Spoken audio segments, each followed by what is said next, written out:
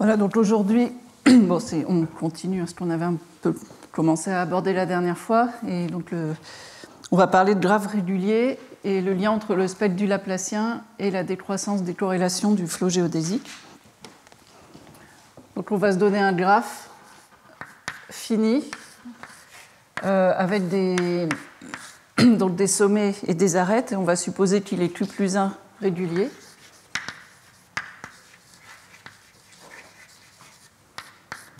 Donc chaque point a le même nombre de voisins.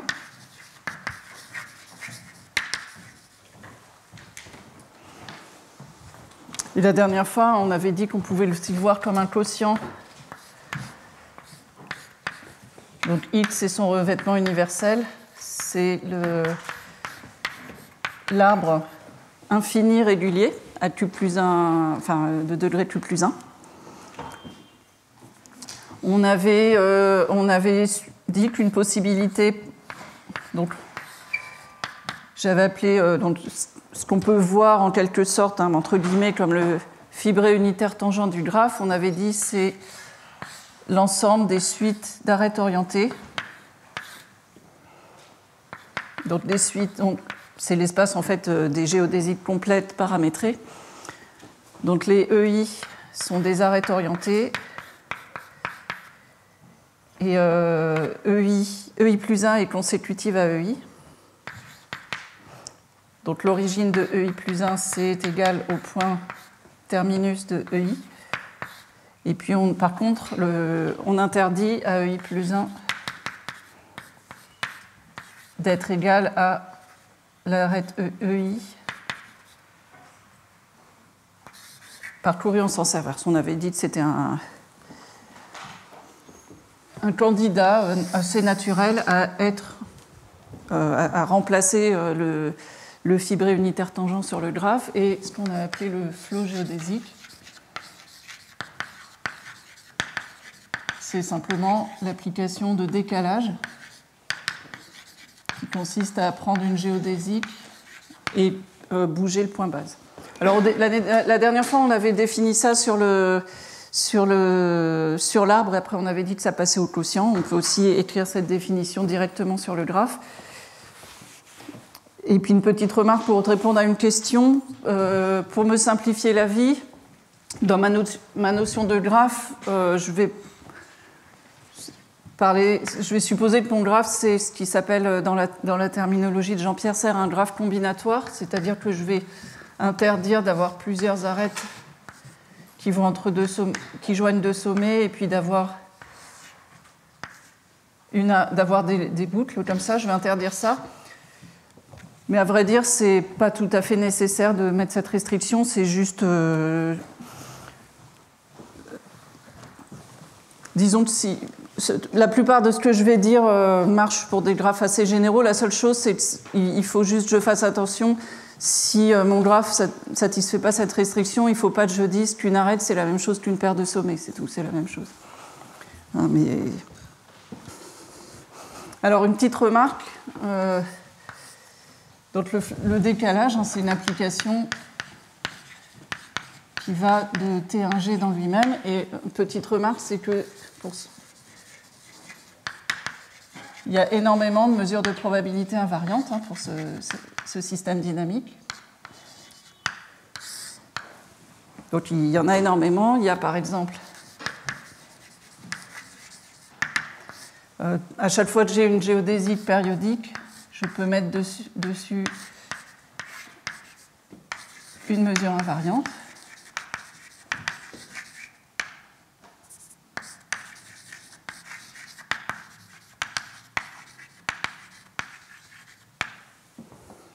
Mais il y a aussi un autre type d'exemple. À chaque fois, je me donne une matrice stochastique, donc une matrice indexée par les paires d'arêtes orientées. Donc, à chaque fois, je me donne une matrice stochastique, en fait, indexée par les paires d'arêtes orientées. En fait, ça me définit finalement une chaîne de Markov. Et je vais avoir une mesure invariante. Donc, si j'appelle, je vais toujours supposer que mon graphe est connect, je vais appeler mu la mesure invariante.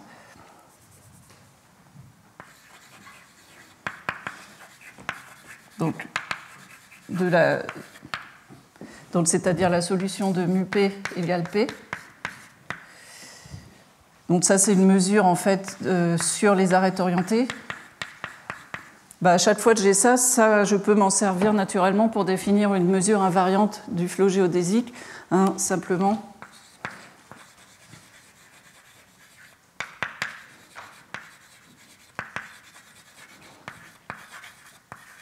En posant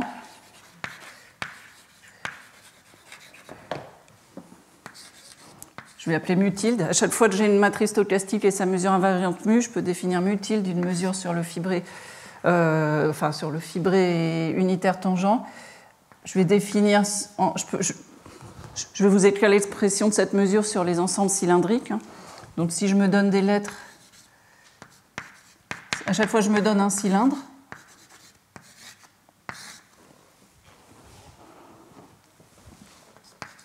Donc, vous vous souvenez, un ensemble cylindrique, quand j'ai un ensemble de suite, c'est l'ensemble défini en prescrivant la valeur de la suite, donc la valeur de la géodésite sur un bloc fini. Donc si je pose que mu tilde de ce cylindre, c'est mu de A moins n, et ensuite j'utilise la matrice de stochastique P comme matrice de transition. Donc quand je fais le produit jusqu'à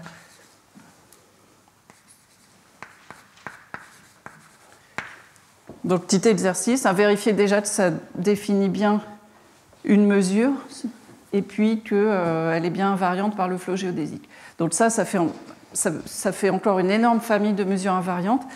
Et puis ça peut même se généraliser à ce qui s'appelle les mesures de Gibbs, etc. Donc il y a énormément de mesures invariantes pour le flot géodésique. Moi, je vais m'intéresser à une mesure particulière qui correspondrait, en fait, je peux prendre P, donc un cas particulier.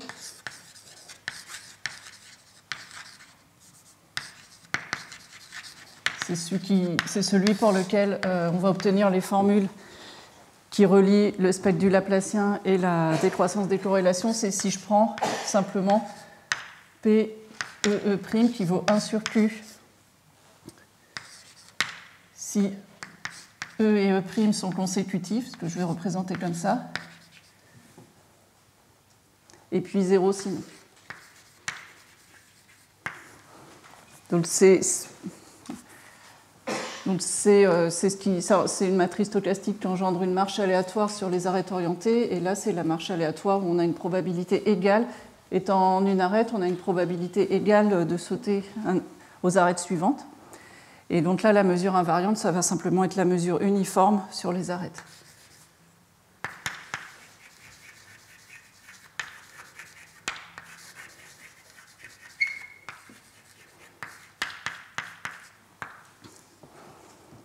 D'accord.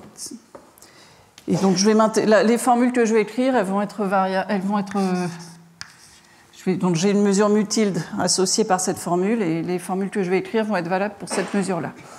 Ça sera, je pense, un exercice de réflexion, en particulier pour les étudiants, de réfléchir si j'avais un graphe qui n'est pas régulier, comment il faudrait modifier ces formules, qu'est-ce qui serait un petit peu naturel de prendre comme mesure.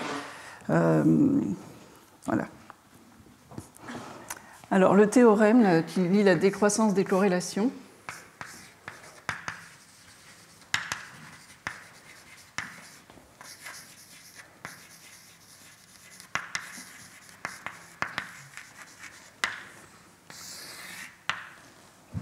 Alors la dernière fois, on avait parlé du Laplacien, sur le Laplacien distrait sur le graphe, et on avait dit que c'est presque la même chose que la matrice d'adjacence. Parce que comme le graphe est régulier, entre le Laplacien et la matrice d'adjacence, la différence, c'est un multiple de l'identité.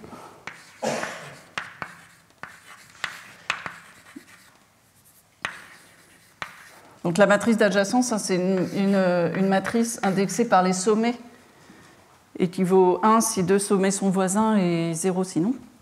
Alors quelqu'un avait posé la question de savoir pourquoi Vous vous souvenez, on avait dit que le Laplacien, c'est simplement A moins Q plus 1 l'identité. Quelqu'un m'a posé la question de savoir pourquoi, pourquoi ça ressemble au Laplacien sur une variété. Si vous regardez la formule, on avait dit que Laplacien f en un sommet x, c'est défini comme étant la somme sur tous les voisins de f de y moins f de x. Donc en fait, on regarde tous les voisins, on fait la différence et on fait la moyenne de la différence. Sur une variété, en fait, une manière possible de voir, le Laplacien, c'est de dire que le Laplacien d'une fonction en un point x, je prends une petite sphère autour de x, une sphère de rayon R, et j'intègre, je fais l'intégrale sur cette petite sphère, donc la sphère de centre x et de rayon R,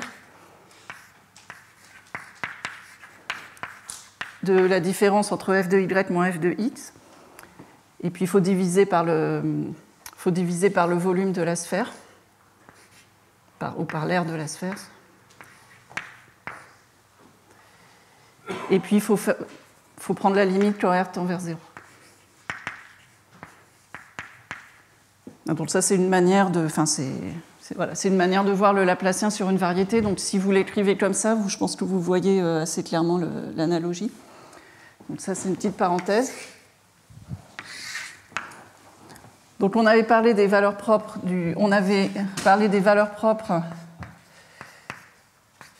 de la matrice d'adjacence. Et on avait dit que c'était pratique de les reparamétrer en écrivant que lambda i, c'est q puissance 1/2 plus i, je vais plutôt écrire lambda j, isj plus q puissance 1/2 moins i sj. Et sj, comme lambda i doit être réel, puisqu'on a affaire à une matrice symétrique, sj est soit un nombre réel, ou soit un nombre imaginaire pur.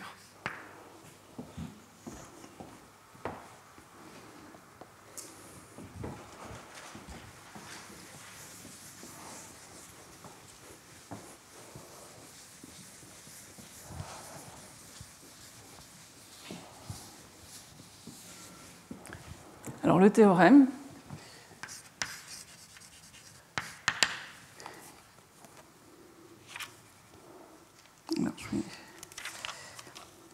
on va prendre deux fonctions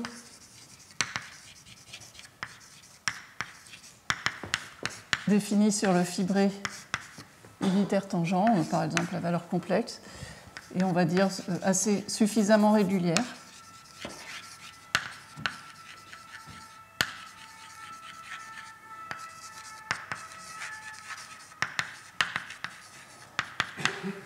Et le théorème, il va concerner ce qu'on appelle la fonction corrélation, donc le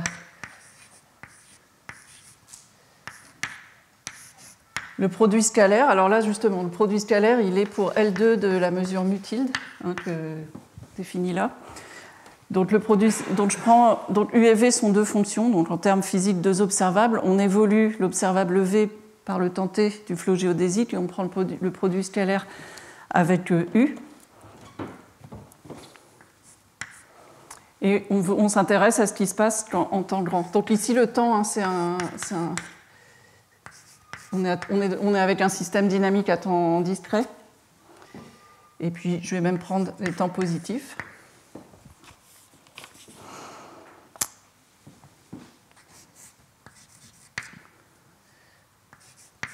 Donc il y a un premier terme qui est le... Ça, c'est le produit scalaire entre U et la fonction 1, c'est rien d'autre que la moyenne de U, et ça, c'est la moyenne de V. Et ensuite, il y a une somme qui va s'exprimer grâce aux fonctions propres du Laplacien. Donc, c'est un plus.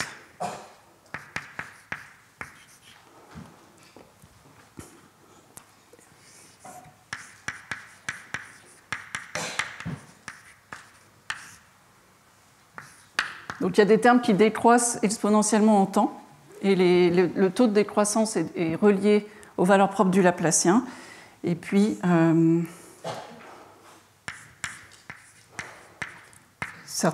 y a des coefficients là qui dépendent évidemment de U et de V, et que je vais devoir commenter.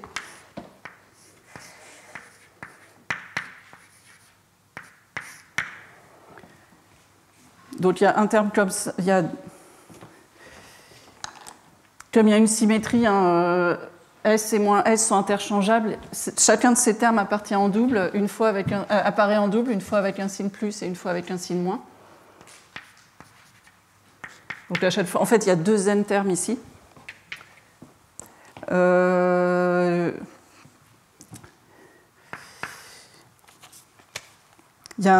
y a 2 autres termes qu'on peut appeler des termes topologiques. Un sur Q puissance T et on va voir, en démontrant le théorème, on va voir la signification de... Donc ça, c'est... Bon, j'ai changé de notation. Les fonctions s'appellent U et V, donc si vous me dites si je n'arrive pas à garder... Donc U1 et V1, ce sont les projections sur certains espaces de cohomologie, en fait. Projection orthogonale de U et V sur un espace qu'on va décrire, qui est de dimension petit b moins 1. Vous vous souvenez, B, c'était ce qu'on appelait on avait appelé ça le rang cyclique du graphe. Et donc ça, ce terme-là, c'est un espace qui a une interprétation en termes de cohomologie, entre guillemets, une cohomologie un petit peu simple sur un espace discret. Et puis, il y a la même chose pour moins 1 sur Q. Et là, c'est U1 10 moins 1, V1 10 moins 1. Donc, qui sont aussi tous les deux les projections de U et V sur un autre espace de dimension B moins 1. Voilà. Et puis, pour être tout à fait précis, en fait, là, on est en train d'essayer de diagonaliser le flot géodésique. Donc là, il y a des valeurs propres qui sortent. Il y a un cas particulier où il y a un bloc de Jordan qui va m'embêter à chaque fois pour écrire. Il y a un cas particulier, c'est le cas où la valeur propre lambda J est égale à plus ou moins 2 racines de Q, qui peut apparaître ou non, hein. Certains graphes ont cette valeur propre et puis d'autres ne l'ont pas. Et quand il y a cette valeur propre, c'est toujours un peu embêtant parce que le terme, au lieu d'avoir vraiment une vraie diagonalisation, il y a un bloc de Jordan. Donc je pense que je vais l'écrire une fois et puis après, je ne les réécrirai plus. Donc alors il y a 2 termes voilà, qui apparaissent seulement s'il y a la valeur propre. S'il y a la valeur propre soit 2 racines de Q, soit moins 2 racines de Q. Il faut voir que voilà, il y a une valeur qui joue un rôle un peu particulier, c'est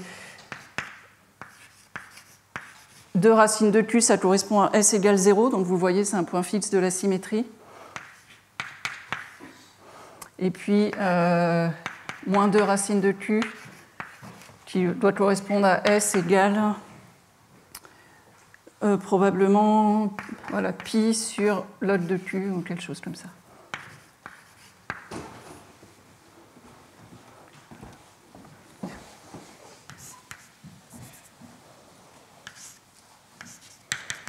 Donc par exemple, voilà, si 2 racines de Q est valeur propre, je vais avoir un terme un petit peu différent qui va être 1 sur racine de Q à la puissance T.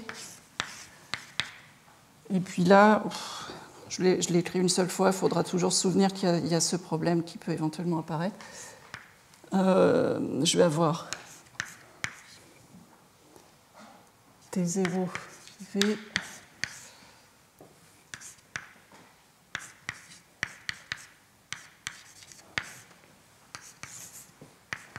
Donc, quand il y a un bloc de Jordan, il peut y avoir un terme linéaire qui sort.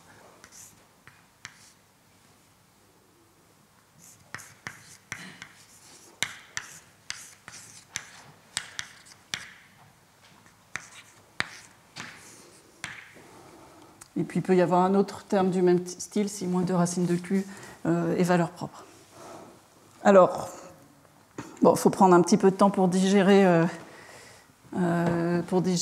Donc ça fait juste intervenir la moyenne de U et de V pour la mesure uniforme. Donc que dit ce résultat? D'une part, il nous dit que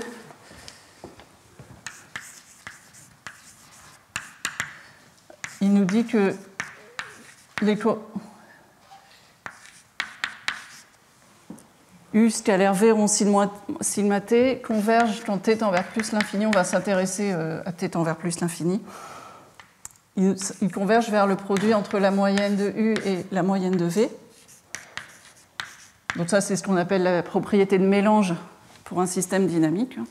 Il y a une décorrélation en temps grand. Deux observables U et V deviennent indépendantes. Ça, c'est le fait qu'on trouve la moyenne des produits. Le produit de la moyenne, c'est une propriété d'indépendance et qui s'appelle la propriété de mélange pour un système dynamique.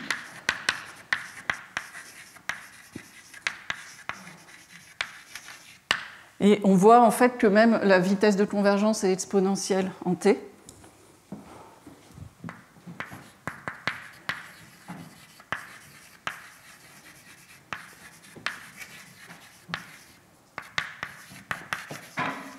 Et la vitesse de mélange est vraiment liée explicitement au spectre du Laplacien. C'est quelque chose qui est très particulier pour les graphes réguliers, et il y aura la même chose pour les surfaces hyperboliques plus tard dans le cours.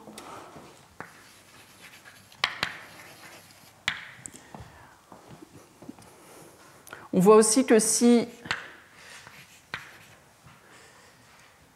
à la fois U et V sont de moyenne nulle, donc si U et V sont orthogonales aux fonctions constantes, on voit que les corrélations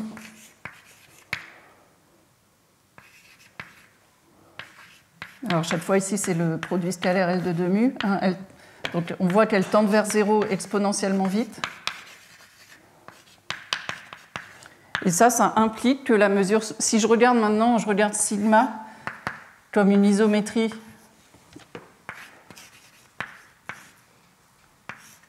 sigma, il agit de manière isométrique, comme il préserve la mesure mutilde, il agit de manière isométrique sur L2.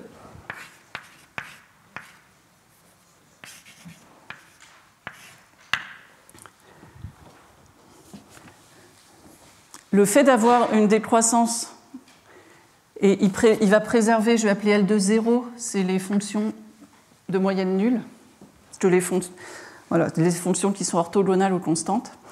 Donc c'est une isométrie.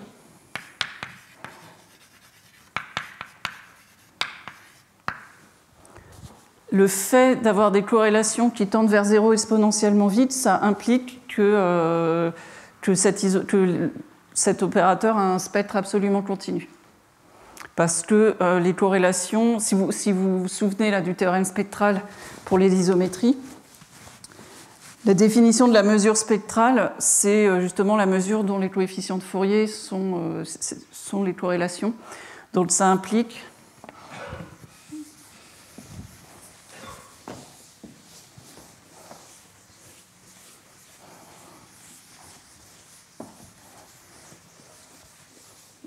que si U est assez régulière. Alors ça c'est très important. Il faudra que je dise que c'est suffisamment régulière. Il faudra préciser encore un peu l'énoncé. Si U est suffisamment régulière,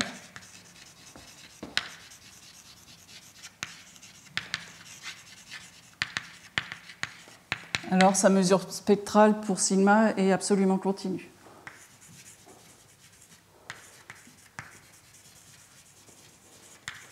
Ça se voit parce que voilà, les coefficients de Fourier de la mesure spectrale tendent vers 0 exponentiellement vite.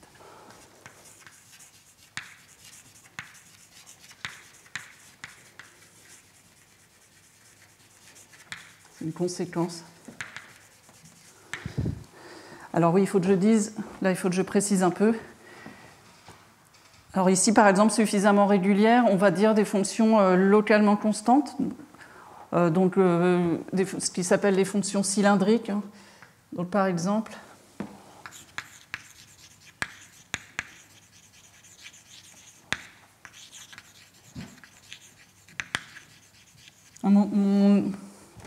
ici je suis dans un cadre discret, donc je suis en train de travailler sur un ensemble de suites, donc la topologie elle est engendrée par les ensembles cylindriques. Et je peux prendre par exemple des fonctions qui sont constantes sur tous les cylindres d'une certaine taille. C'est des fonctions localement constantes.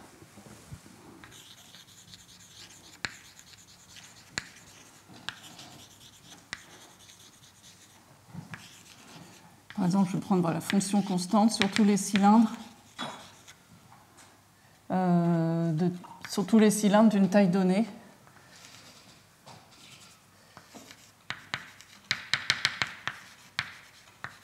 Pour un certain n, je me fixe un grand n et je prends des fonctions constantes sur tous les cylindres de taille n. Et bien dans ce cas-là, pour de telles fonctions, ça sera même une égalité à condition que t soit assez grand. En fait, normalement, c'est quelque chose qui est asymptotique quand t tend vers l'infini, mais si je prends des fonctions localement constantes, ça sera égal. Ça sera vraiment une égalité, c'est même pas un développement asymptotique, c'est une égalité pour tout t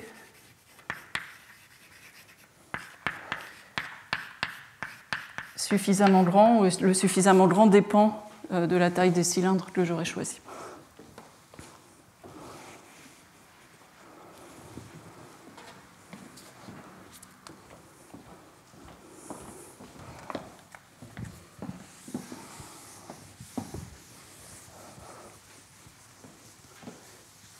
Donc en général, ce qu'on cherche, c'est un développement asymptotique décroissant exponentiellement vite de la fonction de corrélation. Ici, il se trouve, dans ce cadre discret, il se trouve que si on prend des fonctions cylindriques et qu'on attend suffisamment grand, on a vraiment si on attend suffisamment longtemps, on a vraiment cette égalité. Et enfin, dernière chose importante, c'est que sont ces coefficients-là qui apparaissent. Les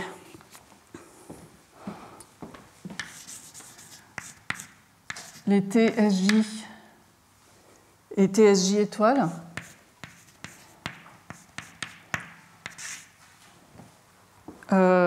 déjà si vous regardez, donc, si vous regardez juste d'un point de vue formel, hein, donc ce sont des distributions, donc ce sont des formes linéaires sur l'espace des fonctions suffisamment régulières, donc ce sont des distributions.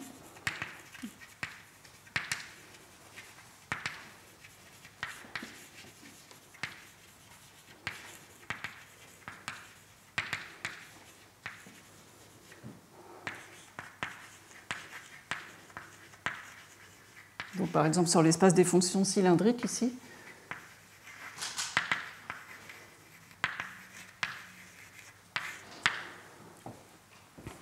Et rien que d'un point de vue formel, en fait, si on a un tel développement asymptotique, vous pouvez vérifier qu'on a forcément, si l'énoncé est vrai, on doit nécessairement avoir que si j'applique, si j'applique la distribution, que je ne me trompe pas,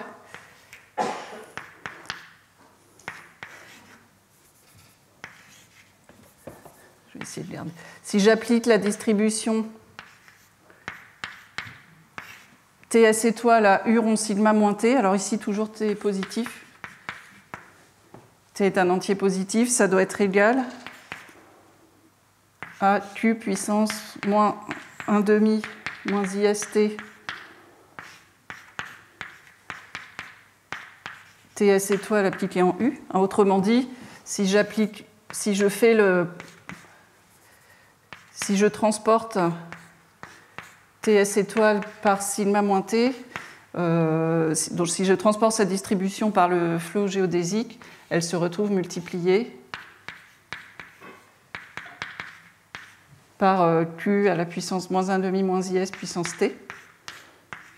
Ça se voit, enfin, si l'énoncé est vrai, on a forcément ça, et ça se voit juste en transportant la fonction U. Et puis, pour la même raison, si je transporte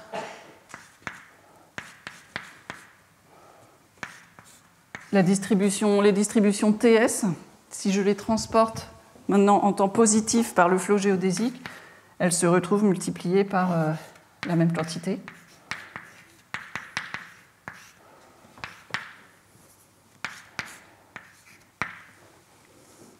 Donc en quelque sorte, ces distributions, ce sont des vecteurs propres, des fonctions propres généralisées pour le flot géodésique.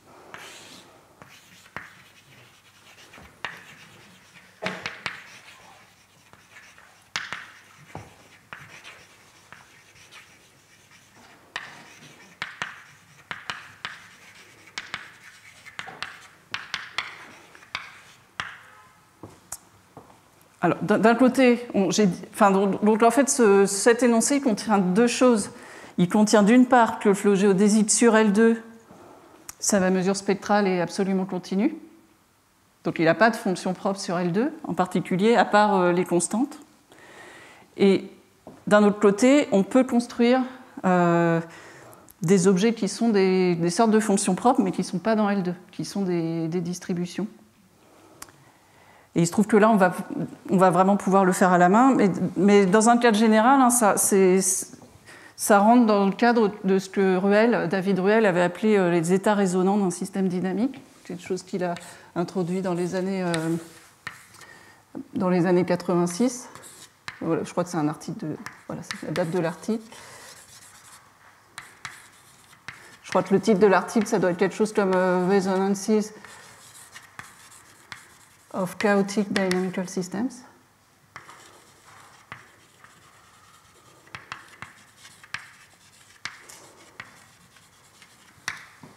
Je pense qu'il a publié d'un côté un article de maths et de l'autre côté un article de physique.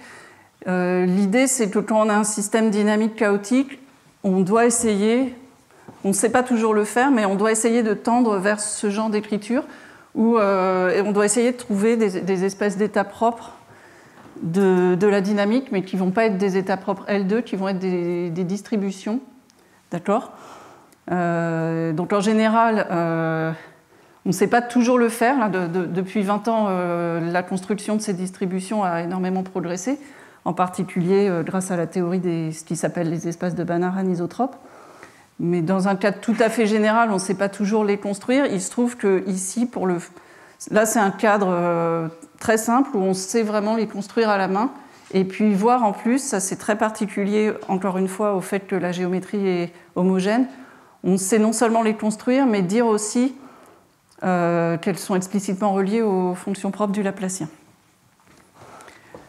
Et puis la dernière chose que j'en parlerai probablement à une autre séance, c'est que ces résonances de Ruel, ce sont des sortes de fonctions propres généralisées pour le flot géodésique, mais elles ont une propriété supplémentaire. Alors, dans son article, Ruel dit qu'elles doivent avoir une sorte de propriété de Gibbs, mais sans dire tout à fait ce qu'il entend par là. Et je pense qu'en fait, dans un cadre général, c'est pas évident en fait de dire ce que veut vraiment dire cette propriété de Gibbs. Dans ce cadre-là, je vais pas expliciter en détail ce que ça veut dire, mais elles ont une invariance supplémentaire que je vais formuler pour l'instant en termes assez vagues. Alors, les TS étoiles, elles sont entre guillemets invariantes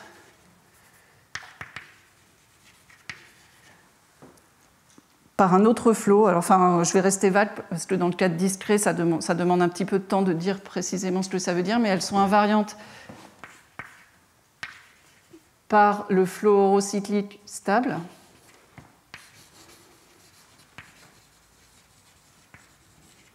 Je mets vraiment entre guillemets.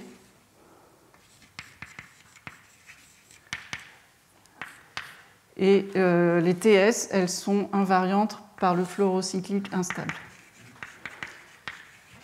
Elles ont, en plus de cette propriété de transport par le flot géodésique, elles ont une autre propriété d'invariance qui correspond à ce que Ruel a qualifié de manière un petit peu vague de propriété de Gibbs.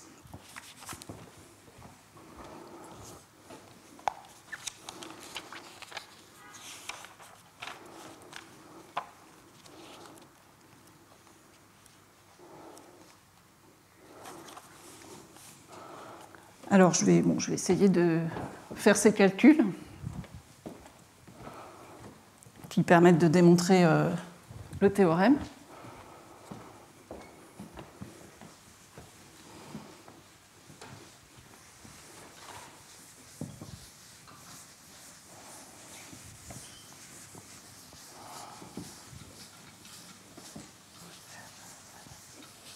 Alors l'idée un petit peu maîtresse, et qui est vraiment celle qui, pour ceux qui connaissent la théorie des espaces de Banach anisotropes, c'est vraiment l'idée de base, c'est comment, au départ, on part d'un système dynamique qui a du spectre absolument continu sur L2, mais on veut faire apparaître du spectre discret, on veut faire apparaître des valeurs propres.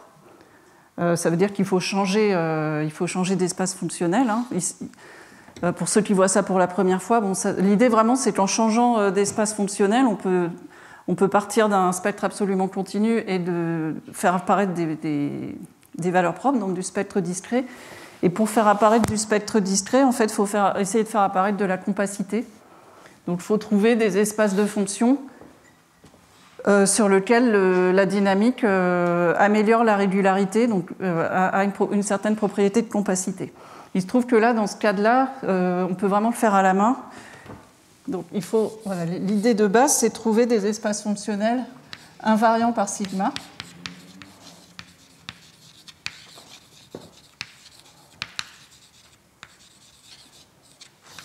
Et même des espaces fonctionnels sur lesquels sigma, en quelque sorte, améliore la régularité.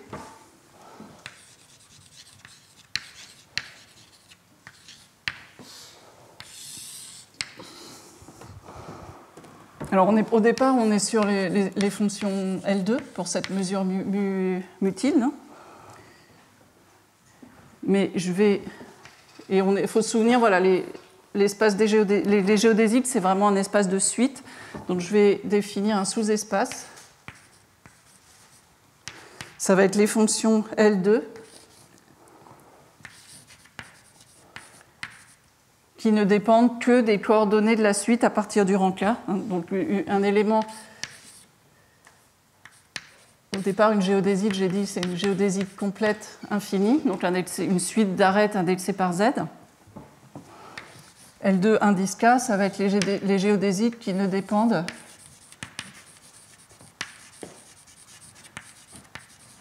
que des coordonnées que de EK plus 1, etc. Donc elles dépendent que de ce qui se passe dans le futur à partir du temps K. Alors, avec cette définition, d'une part, c'est clair que L2 indice K plus 1 est inclus dans L2 indice K. Et par ailleurs, alors je vais peut-être... faut peut-être que je donne un nom à l'opérateur. Je vais appeler U, l'opérateur qui au départ va de L2 dans L2, qui a une fonction U associe U transportée par le temps 1 du flot. Voilà, j'aurais peut-être dû lui donner un nom tout de suite, je vais l'appeler grand U. En fait, il se trouve que U, vous pouvez vérifier qu'il envoie L2 de K dans L2 de K plus 1. Donc il envoie L2 indice K dans un sous-espace strict de lui-même. Donc ça, c'est un premier exemple de ce qu'on peut appeler améliorer la régularité, en quelque sorte. Donc on va s'intéresser à son spectre.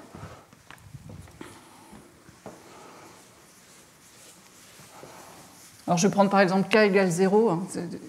Je vais m'intéresser à...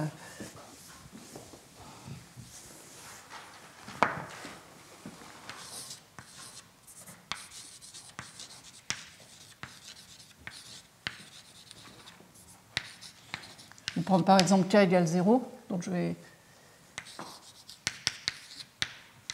Oh, désolé, ma notation. Tout à l'heure, j'avais mis l'indice 0 pour dire qu'on était orthogonal aux constantes. Là, c'est pour dire que, par rapport au tableau précédent, les notations ne sont pas tout à fait cohérentes. Là, c'est pour dire qu'on s'intéresse au cas particulier K égale 0.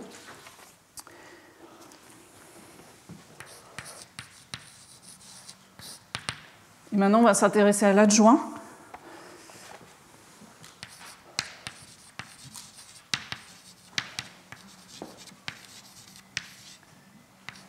l'adjoint de U sur cet espace L2, 0, il s'exprime, bon, c'est ce qui s'appelle, assez souvent on appelle ça un opérateur de transfert. Hein, donc c'est, il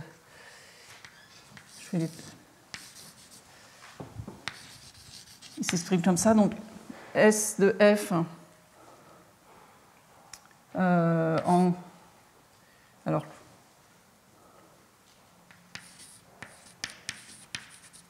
donc maintenant, je regarde que des fonctions qui vivent sur des suites d'arêtes infinies, mais en temps positif. Vous pouvez vérifier que l'adjoint de U, il s'exprime comme 1 sur Q, et puis je dois faire donc je fais la moyenne de F sur tous ces antécédents.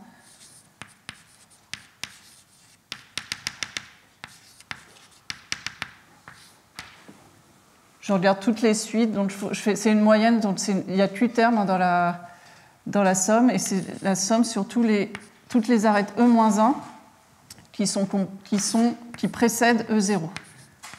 E0, c'était une arête orientée dans le graphe, E indice -1, je fais la somme sur toutes les arêtes possibles qui précèdent E0. Donc ça, c'est ce genre d'opérateur, c'est un cas simple de ce qu'on appelle assez souvent un opérateur de transfert.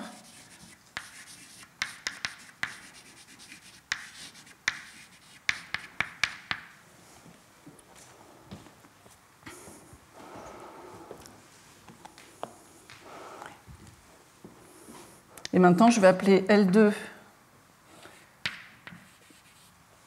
de 0M, c'est les fonctions qui dépendent c'est les fonctions L, des fonctions qui ne dépendent que des coordonnées E0 jusqu'à EM.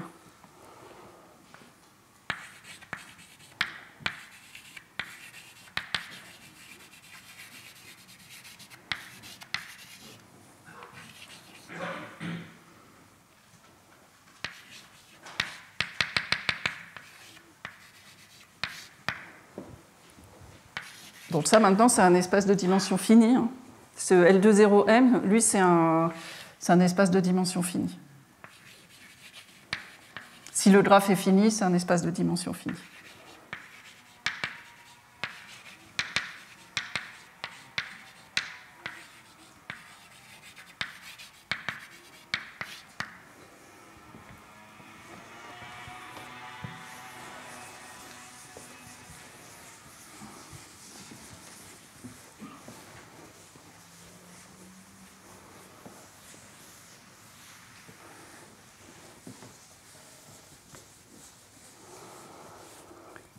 Et de nouveau, en fait, donc maintenant on va s'intéresser au spectre de S, puisque le spectre d'un opérateur c'est le même que le spectre de son adjoint. Et maintenant S, donc bah, de nouveau on peut dire que L2 de 0M-1 est inclus dans L2 de 0M. Et puis en fait on peut vérifier que S, il envoie L2 de 0M sur L2 de 0M-1. Alors ça c'est vrai si M est supérieur ou égal à 1. Et puis sinon, il envoie L2 de 0, 0 dans lui-même. Alors L2 de 0, 0, ça c'est la même chose, c'est les fonctions sur les arêtes. Donc ça, si je suis en... Ça c'est la... Si je... comment ? C'est les fonctions L2 sur les arêtes orientées. Donc c'est un espace de dimension. Si le graphe est fini,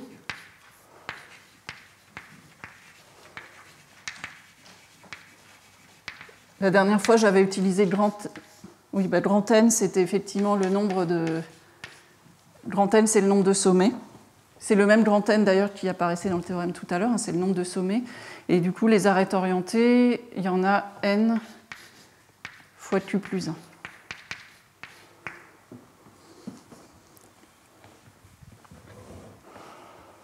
Donc là, on a encore une fois un exemple on est tombé sur un opérateur qui améliore la régularité, puisqu'on va de M à M-1. Et à la fin, on s'est ramené juste à étudier le spectre de cet opérateur sur sur l'espace des fonctions sur les arêtes orientées. Et sur les arêtes orientées, en fait,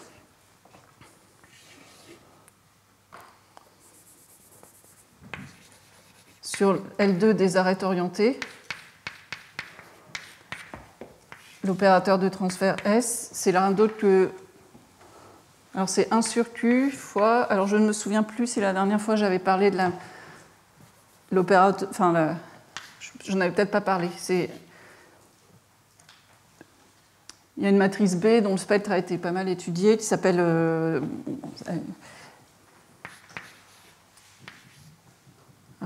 alors que je ne me trompe pas... Ah non, c'est B, je vais l'appeler, c'est B étoile. Alors B, on l'appelle parfois la matrice de Hashimoto.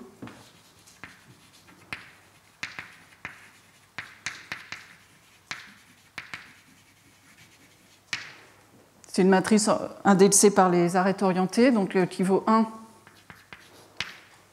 Bon, qui vaut 1 si E' suit E. Et du coup, son adjoint, et puis qui vaut 0 sinon.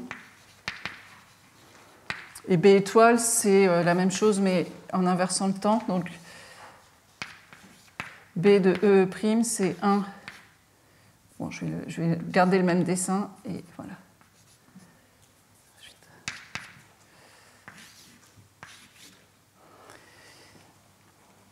Ça, c'est B étoile. Donc, en fait, l'opérateur de transfert S, juste au facteur Q près, qui est juste un facteur de renormalisation, qui fait que ça devient une matrice stochastique, mais c'est le B étoile, là, c'est la matrice de Hashimoto.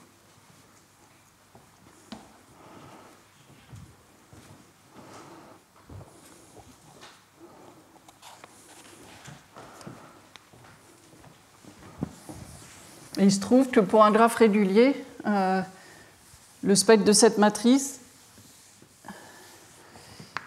il est relié de manière complètement explicite au spectre de la matrice d'adjacence.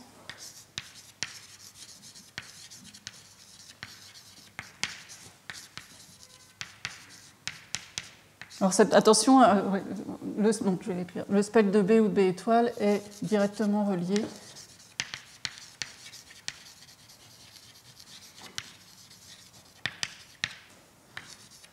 à celui de la matrice d'adjacence.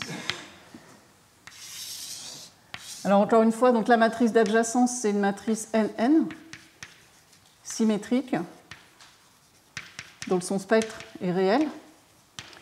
Par contre, B et B étoile, leur dimension, c'est... Donc c'est des matrices N fois Q plus 1 fois N fois Q plus 1.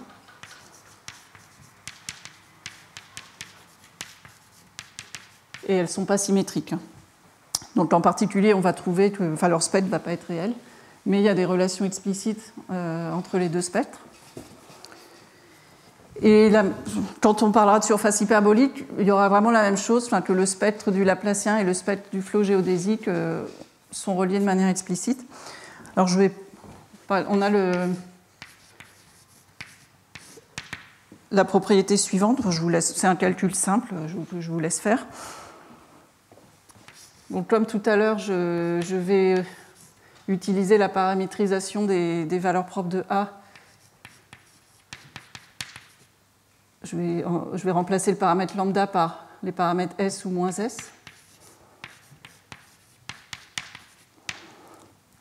Et puis je vais doter epsilon de S. C'est Q puissance 1,5 plus IS.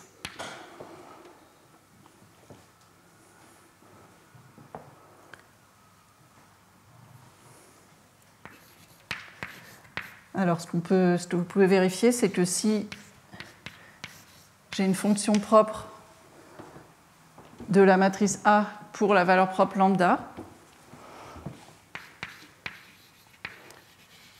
si je pose F indice S, alors c'est là que je dis, je me facilite un peu la vie pour les notations, c'est-à-dire je suppose que me donner une arête orientée, c'est la même chose que me donner une paire de sommets voisins, mais en réalité, c'est vraiment juste pour me faciliter la notation. Mais voilà. Donc, si j'ai une arête XY, je vais poser F indice S qui est psi de Y moins epsilon de S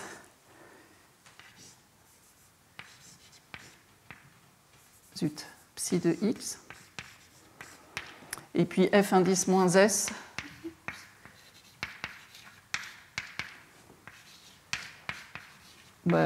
psi de Y moins epsilon de moins S psi de X. Vérifier que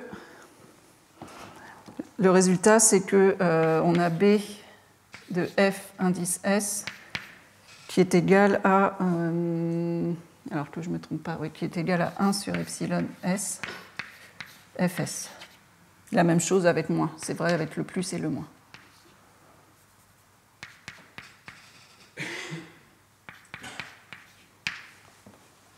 Donc en général, une valeur propre du Laplacien donne deux valeurs propres de B. Il y a juste des cas particuliers.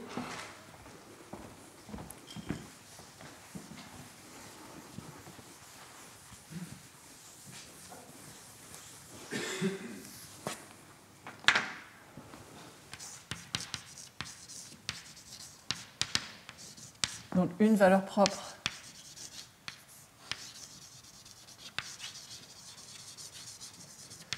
de la matrice d'adjacence donne deux valeurs propres de B ou de B étoile.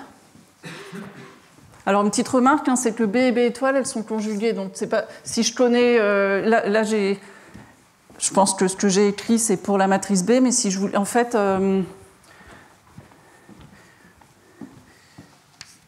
B étoile est conjuguée à B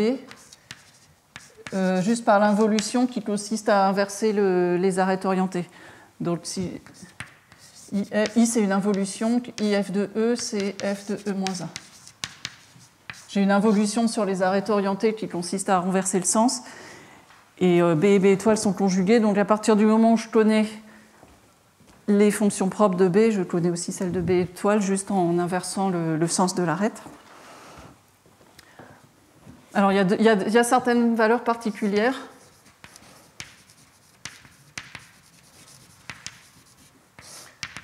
Parce que si donc, la valeur propre triviale, lambda égale 1, vous voyez que vous aurez, si vous faites le calcul, si vous prenez la valeur propre triviale, vous aurez un des deux epsilon. Alors le S va valoir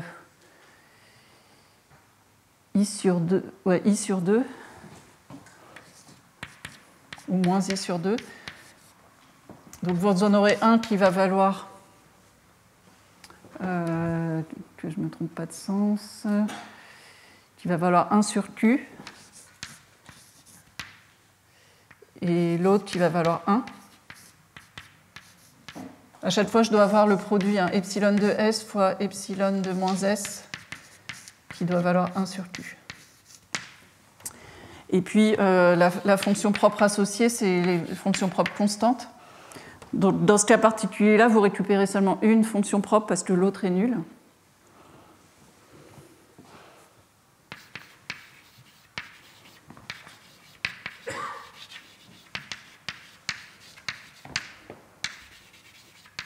Parce qu'une des deux fonctions-là, l'autre va être nulle.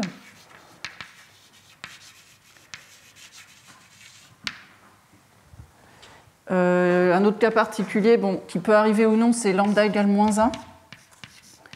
Ça, c'est... Non, pardon. Ah oui, pardon, là, je suis en train de parler de valeur propre de la matrice d'adjacence. Donc là, la valeur propre triviale, c'est Q plus 1. Donc ça, c'est ce qui s'appelle les valeurs propres triviales, qui correspondent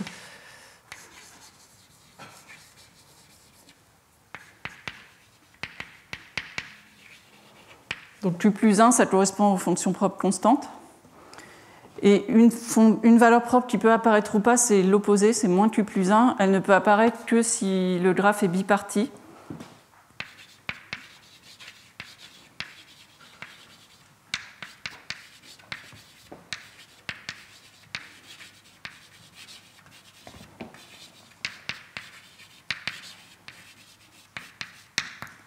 Donc bipartie, ça veut dire qu'on peut colorier les sommets en 2 couleurs, de sorte qu'un point soit jamais de la même couleur que son voisin. Certains graphes sont comme ça et d'autres pas. Donc si le graphe est biparti, on obtient et c'est un si et seulement si. Le graphe est biparti si et seulement si moins q plus 1 est valeur propre. Et les fonctions propres associées, c'est les fonctions qui valent 1 sur les sommets rouges et moins 1 sur les sommets bleus, par exemple. Donc on aura le même phénomène.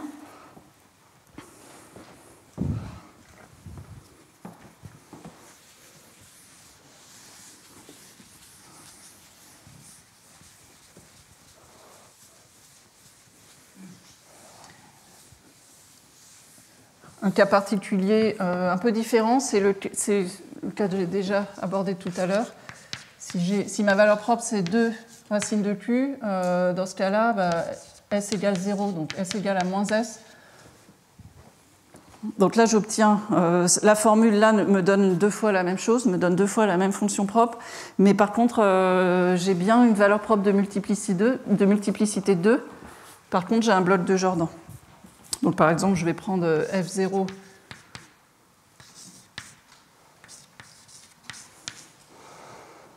alors ici, le epsilon, c'est 1 sur racine de q.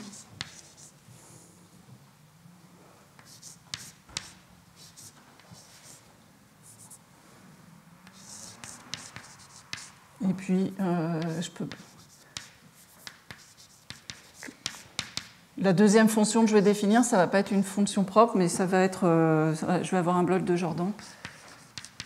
Donc je peux prendre, si je veux, bon, ça c'est... Si je la veux orthogonale à la précédente, je pense qu'il faut prendre cette normalisation. Donc j'ai dans cette base modulo les erreurs de calcul, la matrice B, elle s'écrit comme racine de Q, et puis j'ai un bloc de Jordan. J'ai quelque chose non nul ici au-dessus de la diagonale. Donc elle reste de multiplicité 2, mais elle n'est pas semi-simple. Et puis j'ai le même phénomène pour moins 2 racines de Q, où j'ai aussi un bloc de Jordan.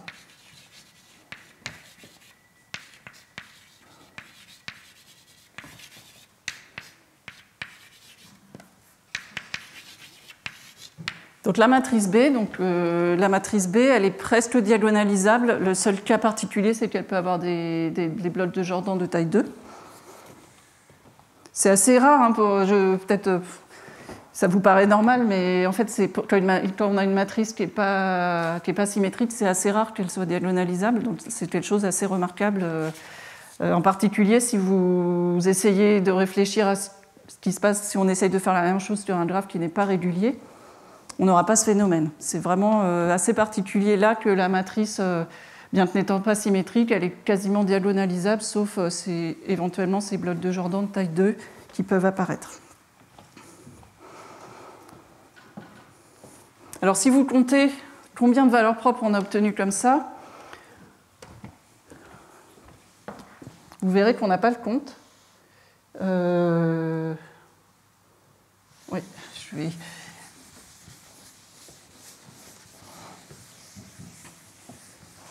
Si on compte, alors supposons que le graphe ne soit pas biparti, donc on n'ait pas ce cas particulier-là. Mais si on compte combien de valeurs propres on a obtenues, donc pour les valeurs propres non triviales, il y en avait n-1, et on a vu que chacune donnait 2 valeurs propres de B. Et puis on a aussi la valeur propre triviale qui a donné une valeur propre.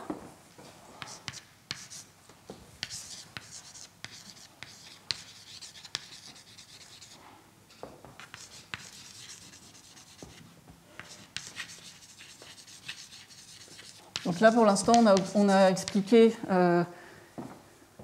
2n-1 valeur propre de B, alors que B, c'est une matrice de taille n fois q plus 1.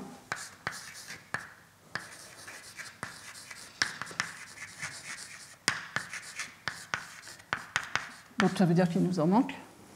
Et les autres, on va essayer de les retrouver, mais on va voir qu'elles ont une interprétation purement topologique.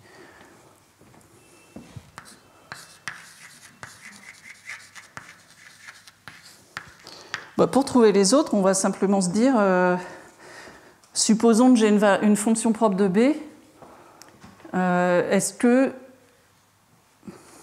dans quel cas est-ce qu'elle provient d'une fonction propre du Laplacien, et sinon, d'où elle pouvait provenir. Donc supposons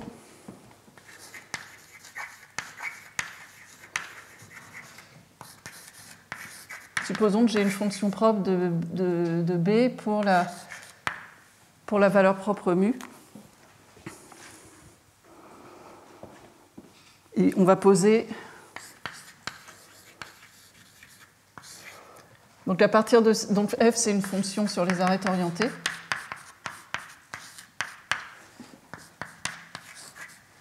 Je vais définir, à partir de f, je vais définir une fonction sur les sommets. Alors quand on parlera un petit peu de l'interprétation cohomologique, cette opération, ça sera le D étoile. Donc pour x un sommet, je vais poser D étoile f en x, c'est la somme sur toutes les arêtes qui partent de x de f de E. D'accord ? Donc le D étoile, en fait, il prend une fonction définie sur les arêtes et il lui associe une fonction définie sur les sommets.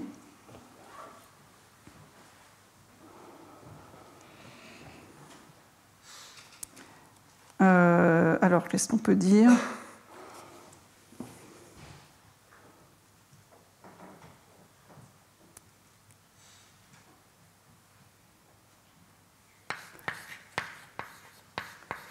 Alors, un calcul aussi que je vous laisse faire, qui est assez élémentaire, c'est que si D étoile f n'est pas la fonction nulle, alors ce D étoile f est une valeur propre de A. D étoile f est une fonction propre de A.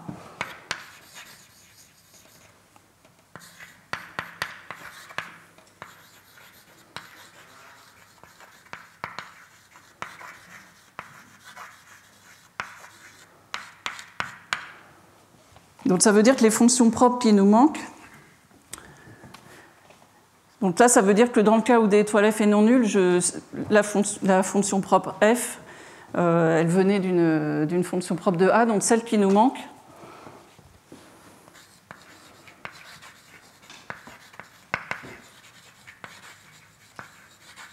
donc les fonctions propres manquantes, ça je vous laisse faire le calcul, mais les fonctions propres manquantes, elles sont solutions d'une part, donc BF égale mu F, et d'autre part, D étoile F égale 0.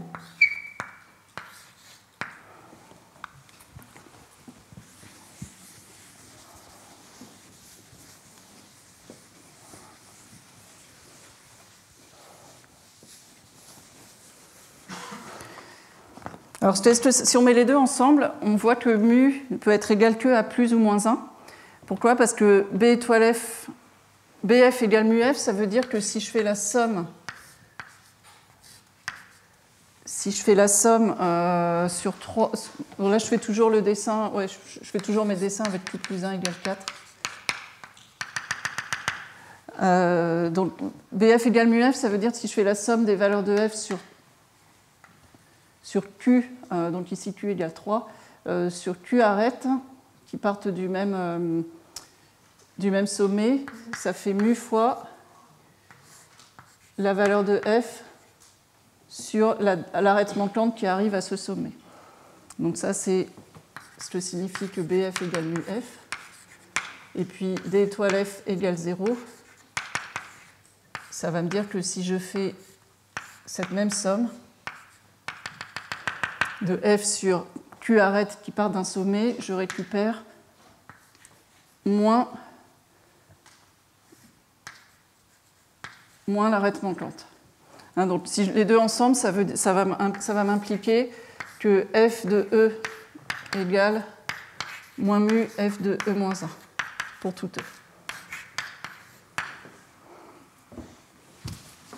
E. Mais comme l'opération qui a E associe E-1, c'est une involution, les seules possibilités, c'est mu égale plus ou moins 1. Oui? Je crois que dans la définition de la matrice d'Hashimoto, il fallait supposer que E, c'était pas l'inverse de E', quand ça vaut 1 dans la matrice d'Hashimoto. Oui, mais oui. Effectivement. Mais cela dit, dans le donc là, j'ai juste exprimé le fait que BF égale mu F, ça veut dire justement, je somme sur... BF égale mu F, ça veut dire que si je somme sur toutes les arêtes sauf une qui part d'un sommet, je récupère mu fois la valeur de F en l'arête montante qui est arrivée. C'est juste, je crois, dans la définition que oui? tu l'avais écrite. Ah, j'avais oublié de dire... J'avais fait un dessin. Enfin oui, il faut que E et prime soient consécutives et que prime ne soit pas l'inverse de E. Oui, pardon, j'ai peut-être été trop rapide.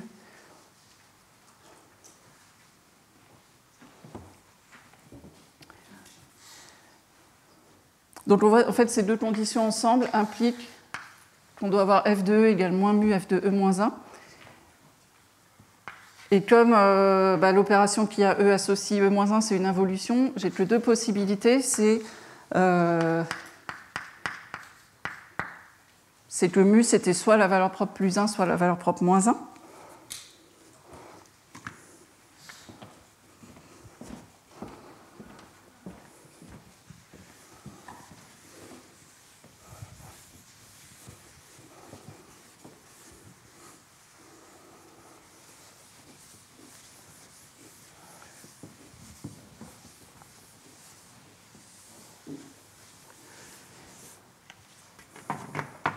Et puis, autre proposition.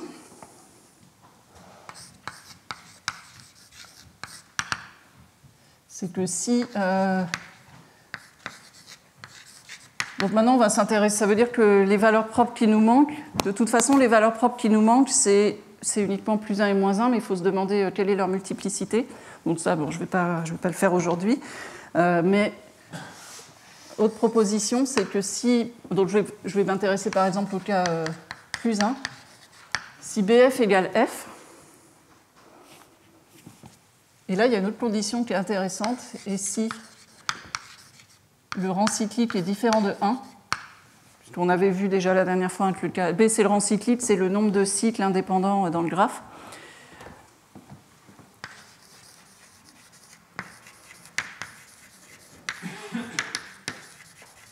Alors nécessairement, on doit avoir D étoile F égale 0. Donc à partir de maintenant, on va toujours supposer que le rang cyclique est différent de 1, parce que de toute façon, le cas où le rang cyclique égale 1, il est assez différent et il est assez simple à comprendre, puisqu'on a juste un cycle et puis éventuellement des petits arbres attachés au cycle.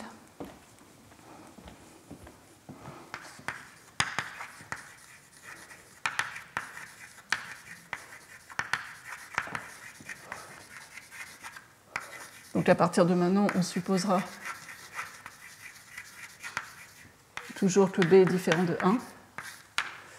Et en fait, donc, le corollaire de ça, c'est que, en supposant que le noyau de B est moins l'identité, donc le sous-espace propre associé à 1, c'est exactement, il a une interprétation cohomologique, c'est exactement l'espace des solutions de D étoile F égale 0 et F de E égale moins F de E moins 1.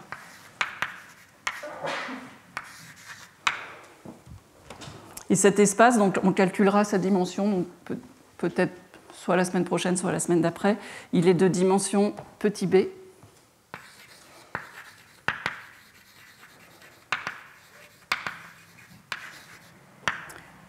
Et puis, là, la même chose pour mu égale plus 1.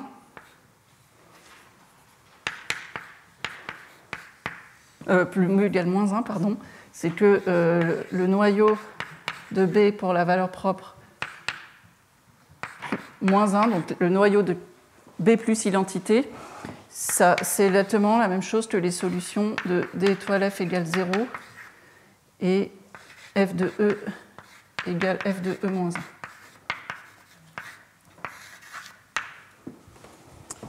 Et alors lui, il est de dimension...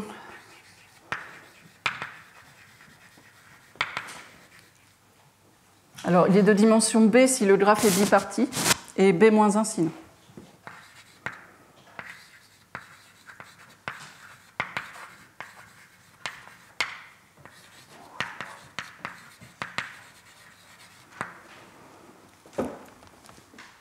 Alors, je vais pas, bon, ça, je le démontrerai la prochaine fois. Enfin, ça prend quelques lignes, mais c'est assez intéressant. Juste une petite remarque. Donc, on verra aussi l'interprétation de ça un peu en termes de cohomologie, mais un peu simpliste sur les graphes. Mais ça a aussi une interprétation en termes de réseau électrique. Enfin, c'est la même chose finalement. Si vous lisez le livre de Michel Audin qui s'appelle La formule de Stokes, qui est une œuvre littéraire, mais qui explique comment la cohomologie est née à partir de l'électrostatique. C'est exactement ça. En fait, les lois de l'électrostatique, au fil des années, elles ont abouti à donner la théorie de la cohomologie. Et là où je dis que je vois un réseau électrique derrière ça, c'est qu'il faut interpréter F comme un courant électrique. Enfin, si vous interprétez le graphe comme étant des fils électriques, F, c'est la tension de chacun des morceaux.